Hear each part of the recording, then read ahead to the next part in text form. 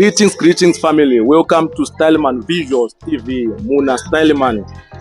Ndinoda kuti makasimba here, zviri kuita here, zviri kufaya here. Ndinoda kukutendai support yamuri kutipa, ndiri kukuonai every day. Right now ndiri muCapetown kune kwatatera mukomana anonzi Gilbert. Vamwe venyu ndofunga munomuziva, kana manga musingamuzive munongoenda pa YouTube kana pa Facebook mombofollowa ma previous post edu ndofunga munomuona nyaya yake mukomana anga ari homeless. But right now ndatirega ndiite follow up ndione kuti mukomana ari sei. Saka nhasi ndasvika kwaanogara Gilbert. Saka cameraman varakidze Gilbert. Makasimba here nda. Zvakadi. Aiwa tina. Zviri pamhere. Aiwa. Muri sei? Aiwa ku zviri kuita sei? Muri sei upenyu? Ko ndakatora nguva kana ndichikutsvagai ndichingodzokera kuna 7th kwekuya ndichiti pamwe ndichaona mukomana muchawanike maingoti munogara muripo chi. Aiwa ndakazosangana nemukoma wangu kundidzimira foni. Right, handiti muri kuzvinzwa ndeimwe nyaya yanga tinayo kuti Gilbert akaona mukoma vake varipo panapa. Ndofunga muri kuvaona varipo, ndiyo mukoma Gilbert vanova vakamudzimira foni. Zvinova zvinhu zvakashata. Inini handidi kurova imbwa ndakaviga mupinyi, zvinhu zvakashata. But ndinoziva kuti ivo vane mareasons avo avakazviitira, ndivo vanoziva zvavakazviitira. But right now mukomana awana mukoma vake. Zvinova zvinhu zvinofadza nekuti zvakafamba nekuda kwepost yatakaita iyaya. But ndaita follow up, ndamutera, ndoda kuziva kuti mukoma Gilbert ndiri kuona makatsvuka kudai so makushanda here plus kwamuri kugara kuno kunonzi kuchii? Kwatiri kugara kuno kunonzi Capetown.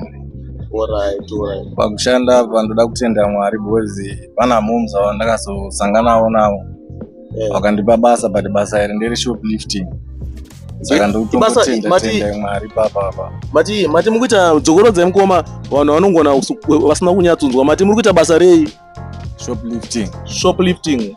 Yeah. Saka ndo zviri kutaura mukoma rigatishane navo. Vari kuti vari kuita basa reshoplifting, but handizivi kuti zvinhu zvinova zvinhu zvatisingakurudzire kumhuri yeZimbabwe, asi vari kuti ndo basa riri kuvararamisa panguva inoyi. Anyway, rega tisiyane nazvo. Ndine umwe mubvunzo wandinoda kubvunza mukoma kuti mukoma imimi munoda kuti kudii kuvanhu vakakubatsirai? Cause imimi pandakasangana nemi ndaisafunga kuti ndichatozokuonai makatsvukira kudai so muchitaura kuti mune pekugara, mune pekurara. Munoda kuti kudii kuvanhu vakakwanisa nekukubatsirai chichemo chenyu chamakaisa musi wekutanga tichisangana nemi? Munoda kuti kudii?